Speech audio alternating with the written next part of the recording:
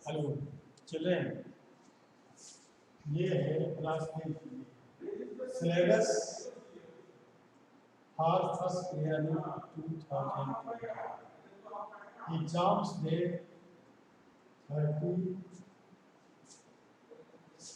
अक्टूबर।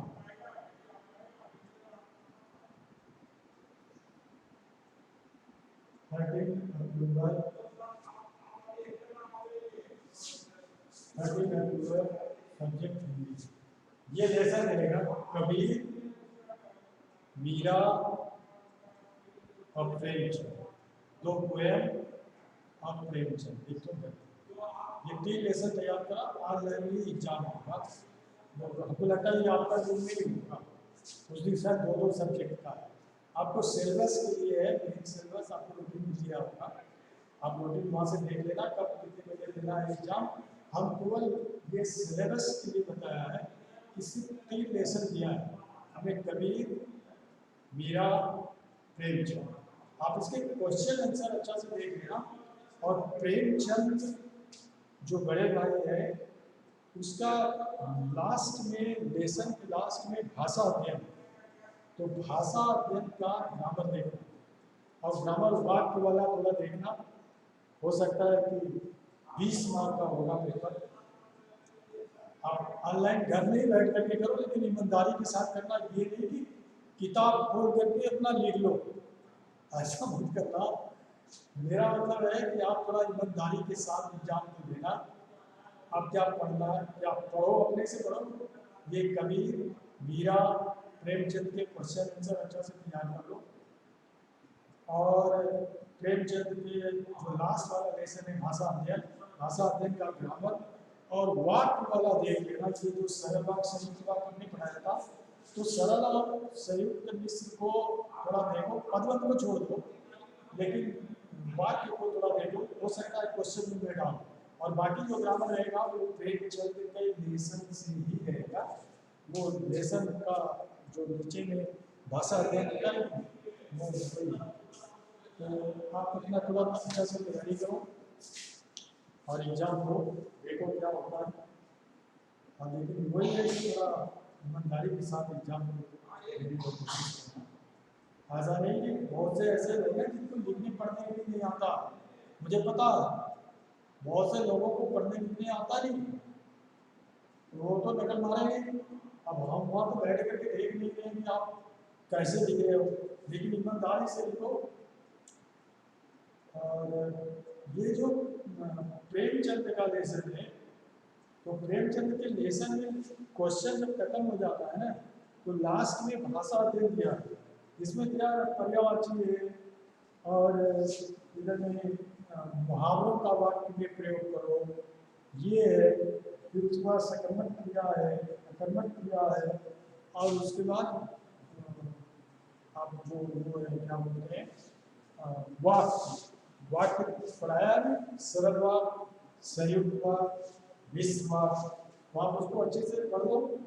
पढ़ने के बाद देखो, उससे भी क्वेश्चन रहेंगे। ज़्यादातर क्वेश्चन आंसर ही है, थोड़ा सिंपल है, क्योंकि आप क्वेश्चन को अच्छा से लिखने का प्रयास करो। तो ये syllabus for first year 2020 exam है।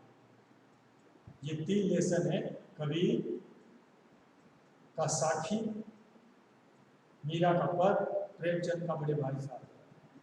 तो क्वेश्चन आंसर ही देखना है, और तो एक्सप्लेन करने के लिए तो कुछ आएगा नहीं। तो आप चाहो तो कबीर का मैं एक बार फिर से रिवाइज कर देता हूँ।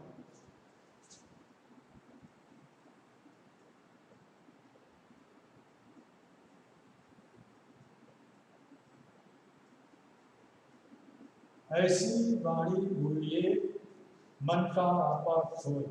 कबीरदास जी कहते हैं कि मनुष्य को इस प्रकार के मीठे वचनों का प्रयोग करना चाहिए जिससे अपने अंदर के अहंकार समाप्त हो जाए।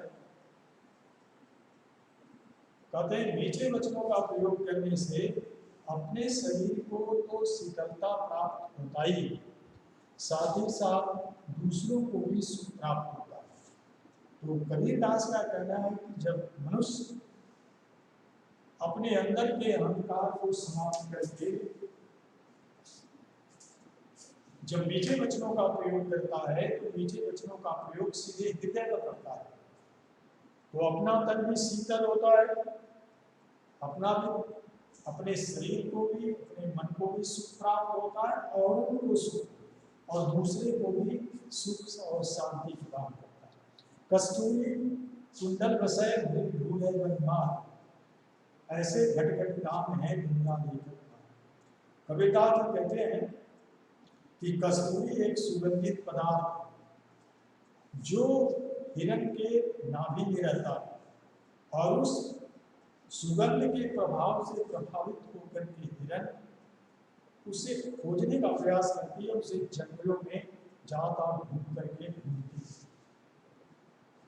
तो ऐसे घट राम कहते हैं कि भगवान भी मनुष्य के हृदय में ही वास करता है, लेकिन मनुष्य क्या है कि उसे जहां तक ढूंढ पाने का प्रयास करता है। वो मंदिर में जाता है, चर्च में जाता है, गिरजालय में जाता है, मस्जिद में जाता है, भगवान को प्राप्त करने के लिए तमाम जगह वो जाता है। जिस प्रकार से कस्तूरी हिरण के नाभि में बसता है, उसके सुगंध से प्रभावित होकर के वो उसे ढूंढने के लिए जंगलों में ढूंढती है, कहाँ पहुँचती है, उसी तरह से मनुष्य के हृदय में ही ईश्वर का निवास होता है, लेकिन मनुष्य अपनी अज्ञानता के कारण उसे जहाँ ढूंढने का प्रयास करता है। नेक्स्ट है, जब मैं था तब हरि ने, अब हरि है मेरे माई। कबीरदास जी कहते हैं कि जब तक व्यक्ति के अंदर अहंकार होता है तब तक भगवान का साक्षात्कार नहीं होता। अब हरि है मैं, और जब भगवान का साक्षात्कार हो जाता है तो अहंकार अपने आप समाप्त हो जाता है। जिस व्यक्ति के अंदर भगवान का साक्षात्कार हो जाता है तो उसका अहंकार अपने आप नष्ट हो जाता है, और भगवान को प्राप्त करने के लिए अहंकार को त्यागना ही पड़ेगा। बगैर अहंकार के त्यागने से भगवान की प्राप्ति नहीं। सब अंधियारा मिट गया जब दीपक देखा मां। कबीर का कहना है कि जिस प्रकार से दीपक के जलने से चारों तरफ प्रकाश ही प्रकाश फैल जाता है, अंधकार अपने आप समाप्त हो जाता है, ठीक उसी प्रकार से व्यक्ति के अंदर जब अहंकार नाश हो जाता है, जब ईश्वर का प्रकाश आ जाता है तो सब अपने आप नष्ट। सुखिया सब संसार है खाए और सोए, दुखिया दास कबीर है जागे और रोए। कबीरदास जी कहते हैं कि संसार में सारा संसार सुखी, जो खाने पीने और सोने में लगे हुए हैं उसी को दुनिया का सुख समझ करके सुखी। सिर्फ कबीरदास ही एक ऐसे व्यक्ति है जो दुखी, क्योंकि जो लोग खाने पीने और सोने में ही अपना जीवन व्यतीत करते हैं, सांसारिक मोह बंधनों में पड़े हुए हैं, उसी को सुख मानते हैं, ये सुख तो नश्वर है। कबीरदास को एक्चुअली ज्ञान हो गया है, तो इसलिए इन लोगों जिसे सुख समझ रहे हैं उसी को देखकर वो दुखी हो रहे हैं और रो रहे हैं, जागे और रोए।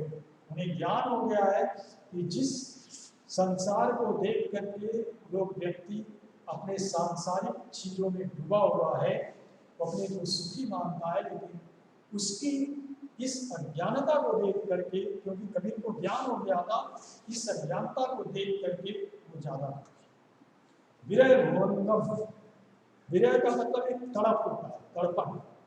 भुवनगम शाम तन शरीर, तो कहता है कि विरह भुवनगम तन रसय मंत्र लागे।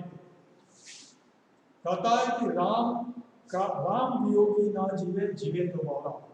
जो व्यक्ति भगवान के प्रति आकर्षित हो जाता है या आश्रित हो जाता है तो उनसे वियोग होने से वो जिंदा नहीं रह सकता, माने उनके बिछुड़ने से वो जिंदा नहीं रह सकता। अगर जिंदा है तो उसकी स्थिति पागलों जैसी। तो कहता विरह भोग का, विरह रूपी सांप जो है शरीर रूपी बिल में अपना निवास स्थान बनाया। इसके ऊपर किसी भी मंत्र का कोई भी प्रभाव नहीं पड़ता। कहता कि जब विरह रूपी सांप माने किसी के प्रति आप ज्यादा आसक्ति है और वो आपसे जुदा हो जाता है तो उसका जो दुख होता है उसको विरह बोलते हैं। तो विरह भुवंगम, विरह रूपी सांप आपके शरीर रूपी बिल में निवास स्थान बना लिया है तो उसके ऊपर किसी भी मंत्रों का कोई प्रभाव नहीं पड़ता। उसी तरह से भगवान का जो वियोगी होता है, राम वियोगी, राम मतलब भगवान, भगवान के वियोग में जो तड़पता है वो तो जिंदा नहीं रहता। अगर कोई जिंदा भी है तो उसकी स्थिति पागलों जैसी। निंदक नेड़ा राखिए आंगन कुटी बधाए, विद सावन पानी बिना निर्मल करी सुबह। कबीर दास जी कहते हैं कि निंदा करने वाले व्यक्तियों को अपने पास रखना चाहिए, उससे बड़ा लाभ होता है। निंदक, निंदा करने वाले जो चुगली करते हैं, किसी का दोष बताते रहते हैं, उन्हें अपने पास रखना चाहिए। आंगन कुटी जाओ, हो सके तो आप अपने घर के आंगन में उनका एक छोटा मोटा कुटी बना दो। जब वो आपके पास रहेगा तो आपकी बुराइयों को वो बताते रहेगा और अपनी बुराइयों को आप उसे स्वतः दूर करने का प्रयास करेंगे तो बिना पानी और बिना साबुन के आपका स्वभाव निर्मल हो जाएगा। क्योंकि व्यक्ति को अपने अंदर की जो बुराई है वो नहीं दिखाई देती, वो दूसरा ही बताता है। तो इसलिए निंदा करने वाले व्यक्ति को आप अपने पास रखिए ताकि आपके अंदर जो बुराई छिपी हुई है, अगर वो बुराई करता है तो आप अपने को सोचो कि जो ये कह रहा है ये सही है, तो आप उस बुराई को स्वतः दूर करने का प्रयास करें। तो धीरे धीरे आपके अंदर की सारी बुराई दूर हो जाएगी। बिना साबुन और बिना पानी के आपके अंदर को साफ करें, आपका स्वभाव निर्मल। पोथी पर जग हुआ पंडित भया। कबीर दास कहते हैं कि मोटी मोटी धर्म ग्रंथ पुस्तकों को पढ़ करके संसार के बहुत से लोग मर गए, चले गए, लेकिन आज तक कोई विद्वान नहीं। पोथी पढ़ जग हुआ, मोटी मोटी धर्म ग्रंथ पुस्तकों को पढ़ करके कोई विद्वान नहीं बनता। पंडित भया नहीं, कोई विद्वान नहीं बना। एक ही आकर प्रेम का, जो ईश्वर के प्रेम के एक अक्षर को जान लिया, पढ़े सो वही ज्ञानी है, वही विद्वान। ईश्वर के प्रेम के, ईश्वर के एक अक्षर प्रेम को जिसने जान लिया वही ज्ञानी है। मोटी मोटी धर्म ग्रंथ पुस्तकों को पढ़ने से कोई आज तक विद्वान और पंडित नहीं बना। तो ईश्वर के प्रति प्रेम होना चाहिए। उस एक अक्षर के प्रेम को जिसने उस रहस्य को समझ लिया, प्रेम जीवन का सार है, प्रेम जीवन का सार है। प्रेम के बिना दुनिया बेकार है, इसलिए प्रेम है क्या उसको आपको जानना है।